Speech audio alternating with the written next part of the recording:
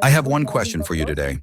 How would you comment on the recent Nazi statements by the newly appointed Commander-in-Chief of the Armed Forces of Ukraine, Drapatyi, which recently appeared in Ukrainian media? Well, first of all, we have already commented on them precisely as Nazi statements. There are many variations here. You can talk about neo-Nazism, you can talk about Nazism, or you can talk about fascism. It doesn't change the essence. It is Nazism, pure and simple, in any of its manifestations.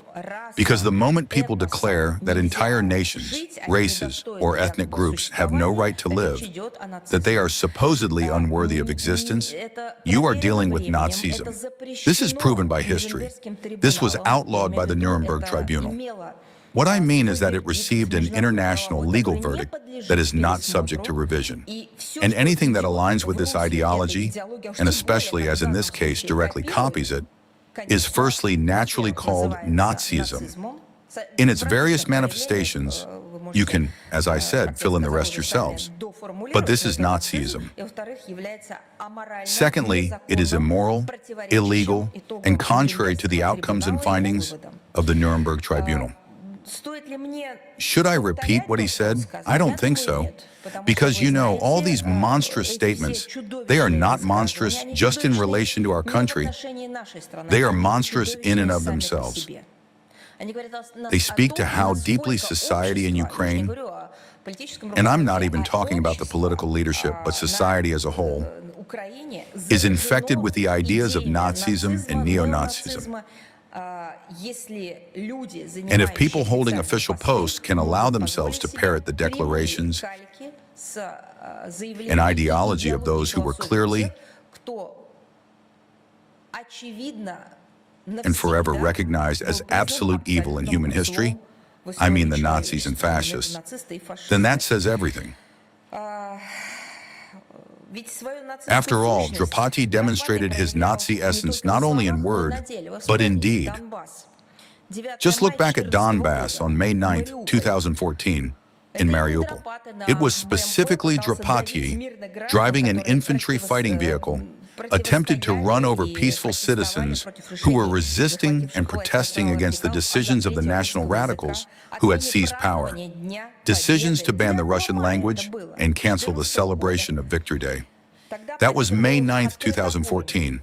Back then, fire was opened on people. Several dozen lost their lives. This Drapatyi character, I think that essentially we don't even need any epithets.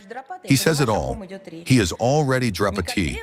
You say Drapatyi, and everyone understands who you are talking about.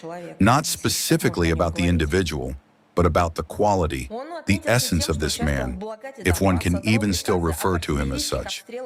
He distinguished himself by taking part in the blockade of Donbass and issuing orders for artillery shelling of populated areas in the Donetsk and Luhansk People's Republics, which resulted in numerous casualties.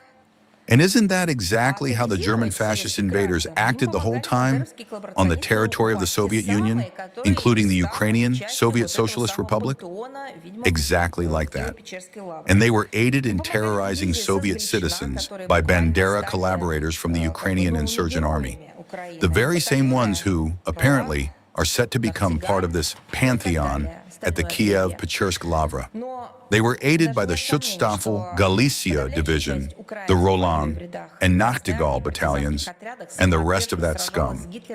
There is no doubt whatsoever that the overwhelming majority of Ukrainians, fighting in the ranks of the Red Army and partisan detachments, selflessly fought against the Hitlerites and their collaborators. There is no doubt about this, neither now nor at any other time. The Kiev regime has declared itself the heir, but only the heir of not heroes. They've even demonstrated that now.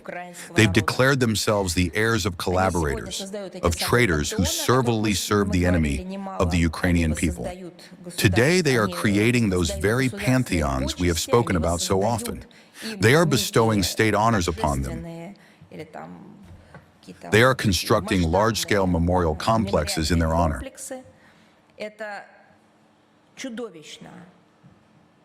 This is monstrous.